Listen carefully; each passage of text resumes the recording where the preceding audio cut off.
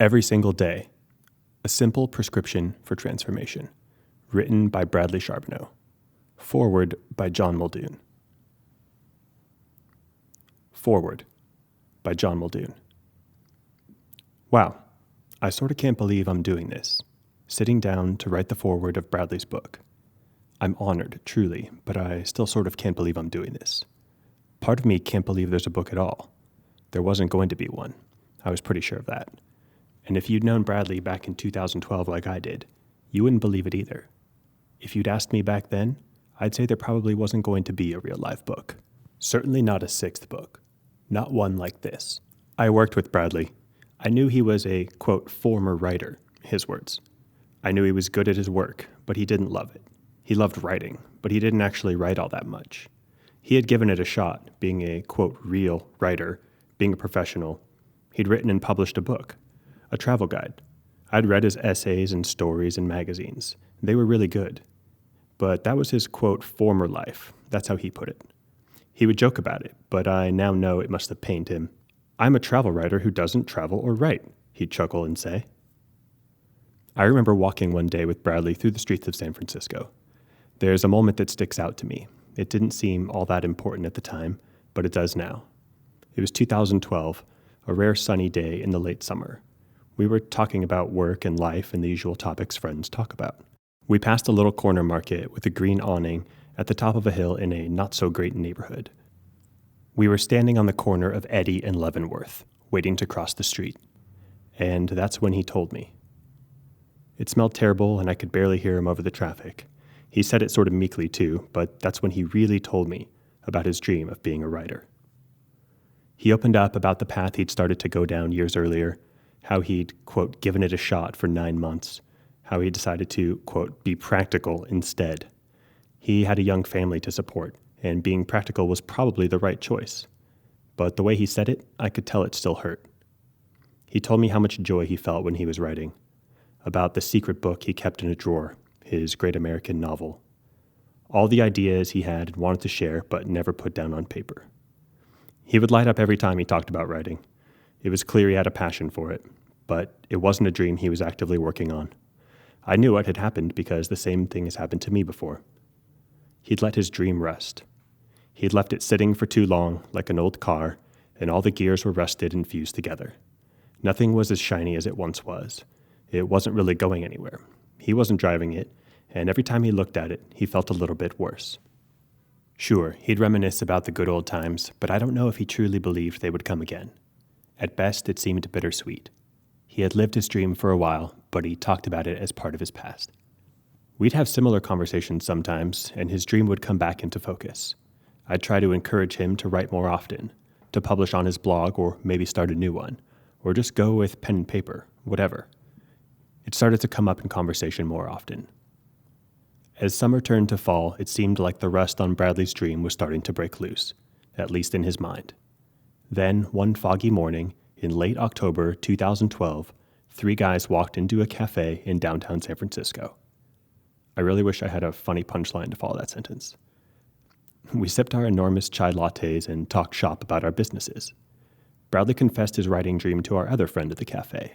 He talked about his writing days, about magazine articles and publishing his first book a decade earlier, about that other book, the real one, in the drawer that just needed to be dusted off. He lit up as he talked about writing, about how he'd like to do it more, get back into it, and be a writer again. Most people stop there. They reminisce and talk about what they'd like to do differently, but nothing really changes. But that's not what happened next. Instead, I witnessed a true Genesis moment. Bradley said something really simple, yet profound. Quote, "A writer is someone who writes." I think he mostly said it to himself.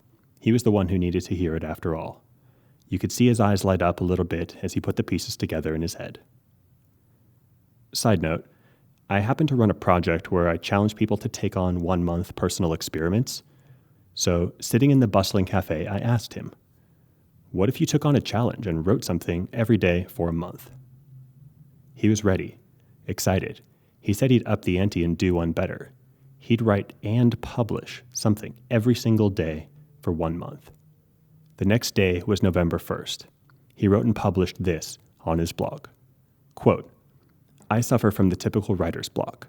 I see a blank screen and want to run. I think of editing some old work and cringe. I've been wanting to write on a regular basis for, a decade. Not 10 days, not 10 months, but 10 years. When will that day come where I learn to write on a regular basis? So here we go. It's November 1st, 2012. I'm even smiling to myself, no really, that I'll look back on this day with pride and say that was the day it all began. Woo! Exhilarating. Bradley Charbonneau, November 1st, 2012. And so it began. I honestly don't know how to describe what happened next because it's hard for me to believe it, but it's one of the best things I've ever had the privilege to witness.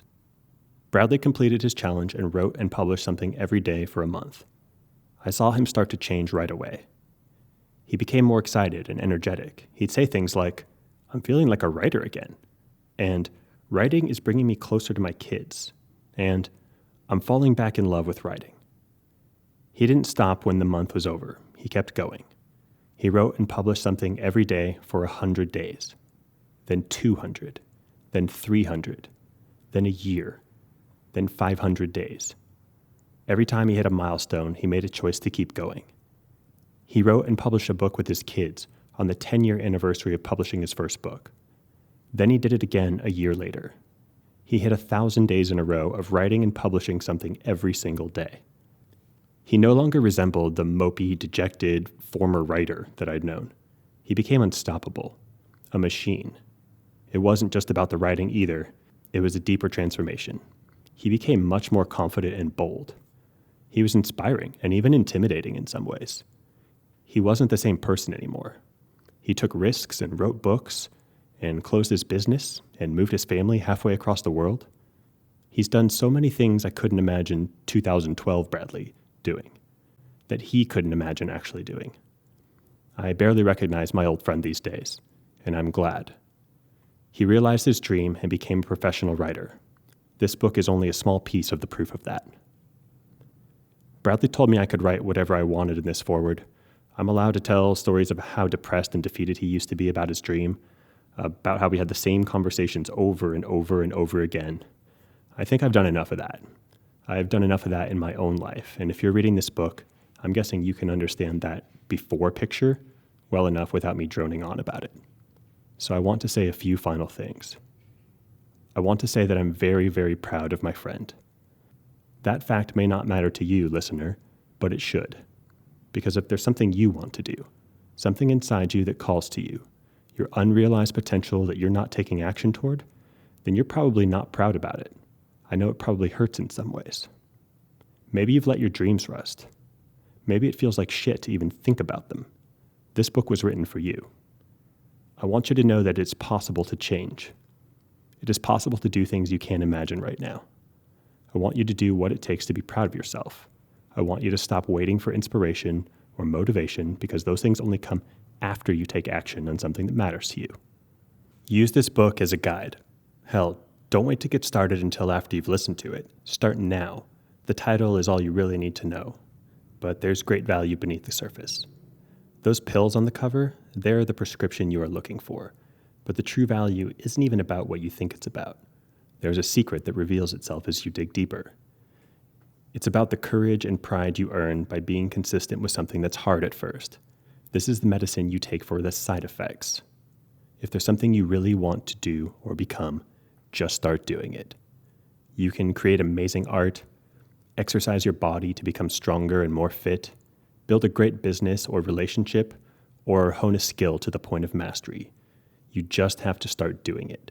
Do it every single day until it becomes a part of you that won't go away. It's really that simple. You just have to decide. Make today the day you look back on with pride and say, that was the day it all began. We are all rooting for you. John Muldoon, September 2017, San Francisco, California.